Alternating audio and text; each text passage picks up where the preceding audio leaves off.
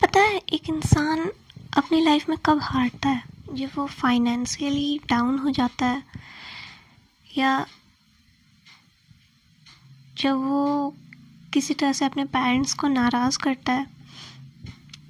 Of course कुछ मायने में, बट सबसे ज़्यादा इंसान तब हारता है जब उसके किसी अपने ने ही उसे बेट्रायल किया हो। एंड बाउंड्रीज, जब कोई इंसान तुम्हारी बाउंड्रीज आकर तोड़ता है, लाइक हथौड़ा पीट पीट कर, तब सबसे ज़्यादा हारे हुए तुम महसूस करते हो।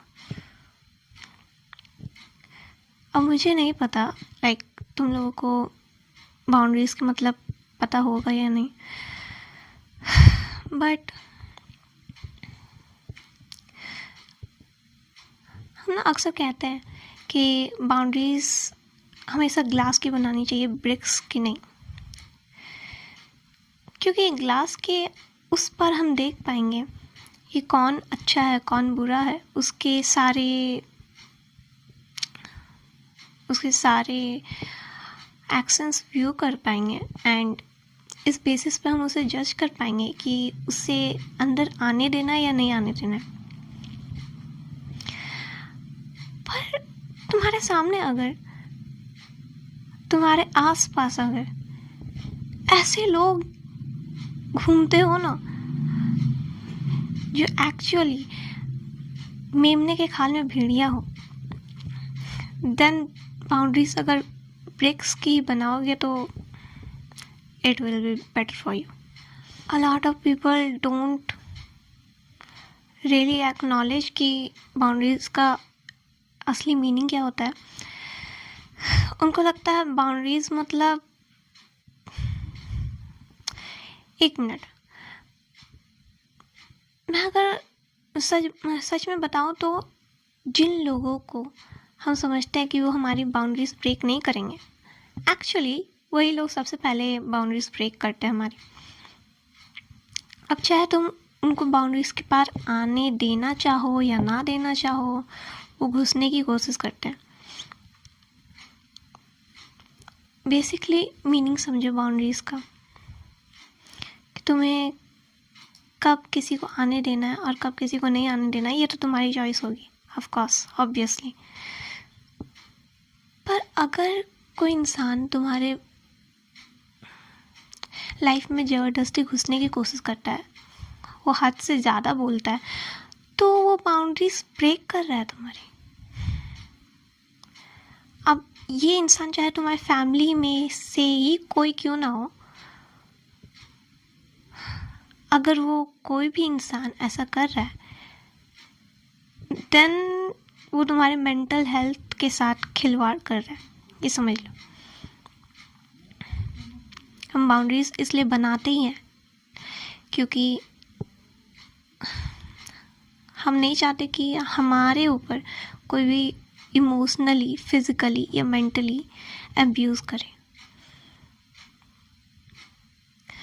और मेनली ये बाउंड्रीज तोड़ने वाले तुम्हारे आसपास ही होंगे, बस तुम उन्हें रिकॉग्नाइज नहीं कर पा रहे हो। चाहे किसी पर कितना भी भरोसा क्यों ना हो जाए, इतनी बाउंड्रीज तुम सेट करके रखना कि सामने वाला उसे तोड़ ना पाए।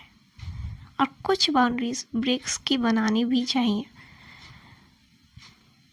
चाहे वो तुम्हारे रिलेटिव से हो, या फिर तुम्हारे फ्रेंड सर्कल्स में हो, या कोई फैमिली मेम्बर ही हो जो तुम्हें बार बार मेंटली अब्यूज़ कर रहा है, इमोशनली तुम्हें अनस्टेबल कर रहा है। Do not let them in. Okay? जब भी अगर कोई इंसान हद से ज़्यादा बोलता है, उसे उसी वक्त रोक दो। ये सब मत देखो कि सामने वाला इंसान कौन है, वो क्या बोल रहा है, क्या बोलना चाहता है। ये सब तुम्हारा काम नहीं है देखना। बेशक बेशक उसकी बातें सही हो सकती हैं। अच्छा, बच्चों को देखा है, उन्हें कोई चीज़ प्यार से बताओ तो वो मान लेते हैं, बट वही चीज़ उन्हें डांट कर बताओ तो चाहे उनके लिए कितनी भी सही क्यों ना, वो नहीं मानते। क्यों पता है? क्योंकि वो भी एक्चुअली अपनी बाउंड्रीज रखना जानते हैं। अब मैं ये नहीं कह रही कि कोई अगर तुम्हें सही बात बता रहा हो और वो तुम्हें डांट कर बताए या तुम्हारी बाउंड्रीज ब्रेक करके बताए तो तुम उसका उल्टा करना, बट मैं ये कह रही हूँ कि कोई तुम्हें सही बात बता भी रहा है तो उसे इस तरह से बताने को कहो कि तुम्हारी बाउंड्रीज ब्रेक ना करे।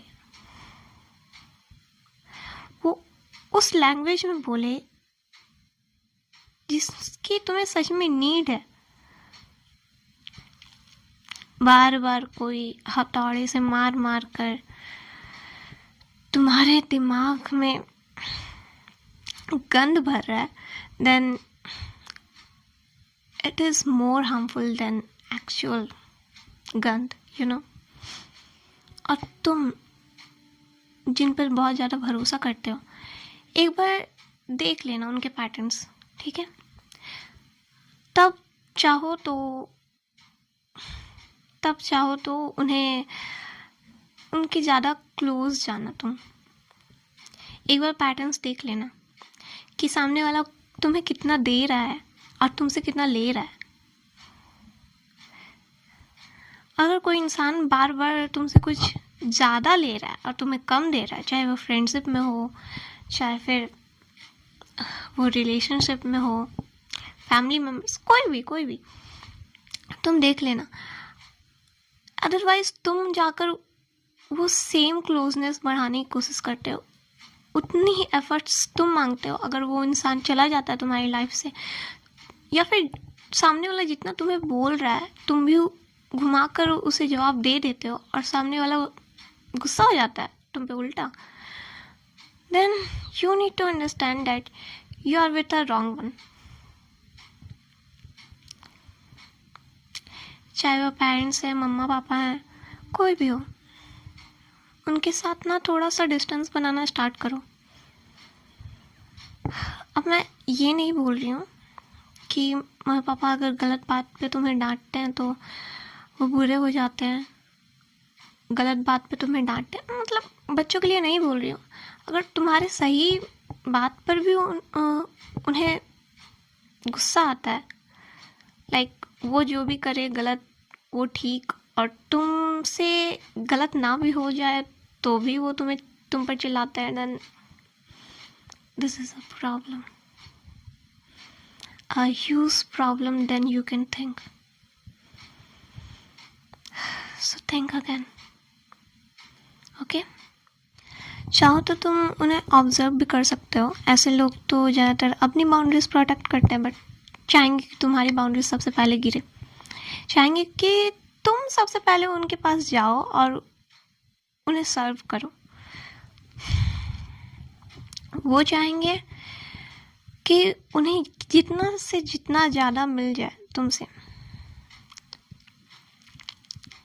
ऐसे टॉक्सिक फ्रेंड या टॉक्सिक रिलेशनशिप में कोई है तो वो ज़्यादातर से अच्छे से अंडरस्टैंड कर पाएगा मेरी ये बात।